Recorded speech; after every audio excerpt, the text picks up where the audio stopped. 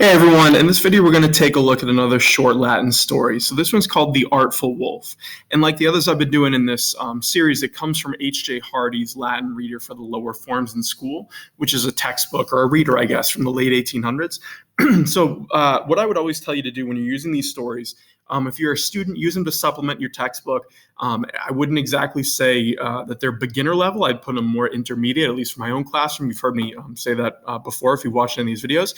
But use it as something to supplement your textbook. So once you feel like you've covered things like subjunctive, that's kind of the big one I would say in terms of grammar, but all the different tenses, active, passive voice, subjunctive, once you've reached that point, you could probably translate these without too much problem, or maybe just having to look a couple things up. But the way I use them in my class, and the reason I like them, is because they have they're either short stories on history, which you can then go up and you'll go off and learn the history on your own, or like this one you're about to see, they have sort of like morals to them, right? They're almost like parables. So just fun ways to break away from a normal, textbook or curriculum and read something different, right? And just test your Latin skills. So what I do in these videos, I'm going to read the entire thing to you once in Latin. Then we're going to pause the video, or I'm going to tell you to pause the video. And I would encourage you to read it on your own, right? So you want to look up any vocab you don't know. Try to look through any grammar if you're stuck. This is what we call the read and reread method. You've heard me say this before. Read it through once, write down all your problem areas, look them all up, and then go back and read it a second or a third or a fourth or as many times as you need to until you feel like you can understand this and you can do it without needing a dictionary or any sort of grammar help, right? And it shouldn't be too bad to do. This is a shorter story, so you should be okay. Once you're in that point, you can follow the second half of the video. I'll walk you through it and just give you a quick translation to give you a sense of what it was about. And then it's kind of up to you. You can go and look it up on your own, play around with it, whatever you have to do. But it's just to give you another resource to read something different that you've probably never seen before. So we're going to start now, right?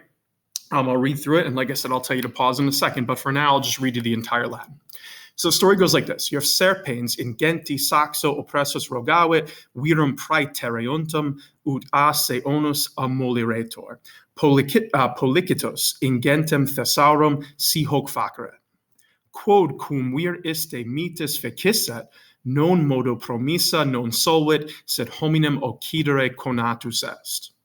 Dum ita contendunt, accidit ut vulpes transiret, qui arbiter electus, non possum inquit, tantas lites iter vos componere, nisi videro prios, quomodo serpens saxo oppressus fuerit. Cum igitur vir serpenti saxum imposuisset, dixit vulpes, in gratem animal sub saxo reliquendum esse censeo. So we're going to pause the video right there. And again, that's just a chance for you to kind of hear the Latin, read through it one time, and encourage you to read it on your own, because as you can tell, my pronunciation is not in any way perfect. But hopefully that gives you a chance to just hear the story once. Now you want to go back, like I said, do the read and reread method, kind of work your way through. And when you're ready, keep going with the video and we'll walk through it. So let's do that now. This story is about a serpens, right? A serpent, a snake. So you have serpens in genti saxo oppressus. So it's saying a snake having been crushed, you have a participle there, right? Having been crushed by a huge stone, it asked a virum praetereuntem. There's a participle in there. The nt in praetereuntem is a present participle. So it's a passing man, right? A man passing by is kind of one way to do it. So he asked a passing by man, or a man passing by, that he might remove ammoliretur, right? Remove the onus, the burden from him, asse, right? From himself, because the snake is talking about himself. So he sees a passerby, he's been crushed by a rock. He says, hey, can you lift this rock off me? Okay. And he promises, or he is promising, the snake Policitus, right? Promising an ingentem thesaurum, a huge treasure, right? If he does this thing, or if he did this thing, hoc facere, right? You have the subjunctive there. So then it continues, and you have quod cum. Now the cum here, Q-U-M, is a form that Hardy uses, which is really C-U-M, cum, in a lot of modern textbooks, but that's kind of what's happening here when you see it. So it's saying when that gentle man, right, vir iste mitis, that gentle or sort of sweet, I guess gentle is the right way to do it, man, had done this, fecisset, right? And again, it's a cum clause, which is why you have the subjunctive there, the perfect, the isset ending.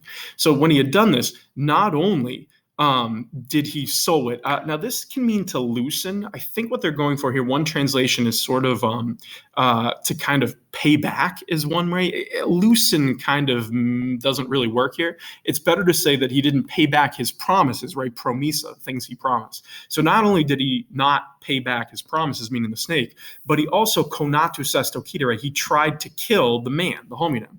So the snake promises a bunch of stuff. When the man lifts the rock, he tries to kill him, right? He's not actually doing anything.